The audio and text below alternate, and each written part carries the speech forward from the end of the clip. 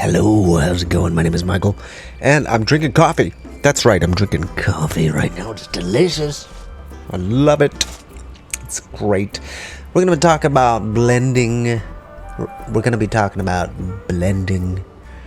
We're going to be talking about blending and shading and colors with acrylic paint. Acrylic paint. I like to use Liquitex acrylics.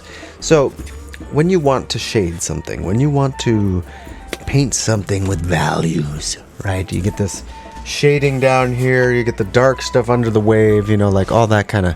How do you do it, Michael? How do you fade from one color to the next? It's not that hard. You grab both of those colors and you just put one over here and one over here wet, and then slowly blend them together, wipe off the paint, and then rinse your brush off, and then kind of blend them together. It helps when you use one of these flat brushes. I forget what these ones are called, but there's, or like this. But there's also ways to blend that don't involve so much water. So say you already have something established. It's dry. It's not wet. You don't have two colors that you're blending together. You just want to put white on a darker color. So you could just take some white and a dry brush, something like that, maybe some dry brush, and just kind of like, let's pick a good spot. So it's that horizon is far away. You kind of want the horizon to be lighter than the foreground. So stuff far away is lighter than stuff in the close up. So I'm gonna take this white and I'm gonna just lightly put it back there. See, you can see it already. There's too much paint on there. Need to just massage it in a little bit. I don't want to leak it out too much. I already got some on there, so I'm just gonna take that ever so lightly, not wet brush, very dry brush, and just lightly put some pressure on there, and then just kind of feather it around, just blend it around and move it around just ever so lightly, barely putting any pressure down, just kind of feather it. Just feather it on there, right? That's even too much paint. I'm going to take it all the way off. I'm going to take it all the way off of there. And then just kind of blend it back there like that. Oh, just get it in there. Like that. Just kind of smooth it out. See how much lighter it got back there? You can still see the edge, but now it's very opaquely set on top of there. And then you can also just grab a little water, clean off the brush, and then pull some of that paint off. So I got a little too much down here. I'm gonna just move it a little bit. So working with very opaque layers, like very thin layers of paint, can help you get some nice values, some highlights. But say you want a darker color on something that's already dry. So say you're gonna take some blue right here. Same dry brush, not a whole lot of water on there. I'm going to take all the moisture out of there. I don't want any water in the brush. We just want paint on there. So then you're just going to take a little bit of that paint and just, lightly feather it in there. Don't push too hard. And like you're putting, like it's blush or something. Those real fluffy, light brushes that they do makeup with. Kind of like that. Just slowly pull the brush back as you pull away from where you want it to blend. So you're dark over here, pulling back, and then just lightly feathering off as you trail off, And you don't want much water there at all. You want it to be dry. That's what they mean by dry brushing. So you just pull it back, make a little kind of shadow here and then pull it back. Now, see, it's very dry there. And it's not very well blended. You could take your finger and rub it in like that, get a good shadow.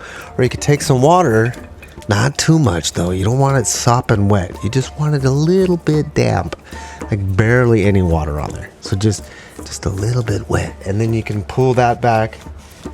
You can move that paint around while it's still on there. The great thing with acrylic is that you can work on top of stuff that's already dry, and so you can just add a layer to it. So when you're shading, when you're blending colors, think about layers. Say you want a little bit of green right here in the water. Just take a little yellow and just lightly put a thin layer on top, and then you got green. You know, there it is. So, you know, layer the colors up. That's helpful. Blend right on the canvas. Like sometimes you want to be blending colors on your palette. I feel like you waste a lot of paint that way. If you just take the paint and then just blend it on the canvas, then you get some cool stuff.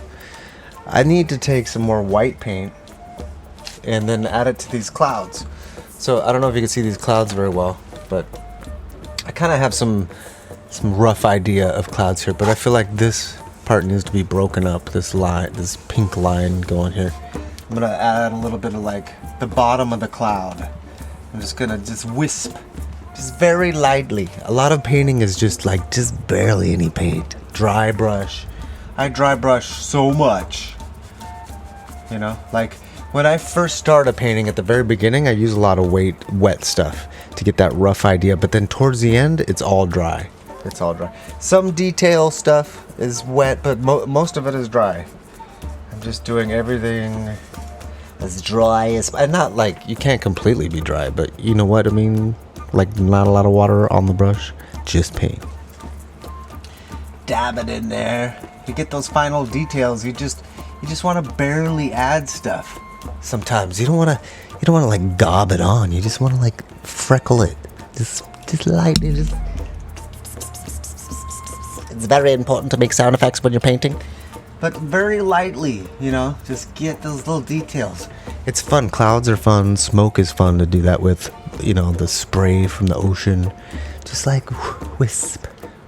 And these brushes have nice, like, texture. Like you can get a bunch of brush strokes at once to be individual, you know, or you can massage it in. Try everything. Try blending all the ways. So I have just a little bit of white paint on there. I'm gonna see if I could like just look at how I'm holding the brush. Just a little bit. I'm gonna blend some of this white back. I'm gonna take it up. And I'm just gonna, as I'm going up, I'm pulling off the canvas. So just a little bit and then pull off as I move up. And then it just, you know, you can blend like that. That's one way of blending. Or you can take like a fat brush, a big fat brush, and then thin out your color, right? So you thin it out, thin it way out. You get that blue on there, but you thin it out. You don't want any chunks. You want it really wet. You put a lot of water in there, and you want that brush to be really wet. And you just get it to the right consistency, not too much, not too little. You wet your brush, but you don't want it like sopping wet, and you don't want it goopy. You just want like a thin, opaque layer of color. So then you can take that and like just overlay it on top. See how thin that is? Super thin. Still getting what's underneath, but you're adding like some depth to it. So just very lightly adding depth, you know. Very lightly. A lot of good stuff like that, details like that, take time. You gotta just work it in slowly. Let stuff dry. Add stuff on top. And you might not like this. You might want to go back and do it again. Add a new layer. You know, I just see how I faded that back. So you want to take some of this and just layer it on top. Fade it back. Like that. And then I'll go back with some white and then bring those highlights back out. You know, just work on the wave. Like I need to add something underneath here. Some more like, you know.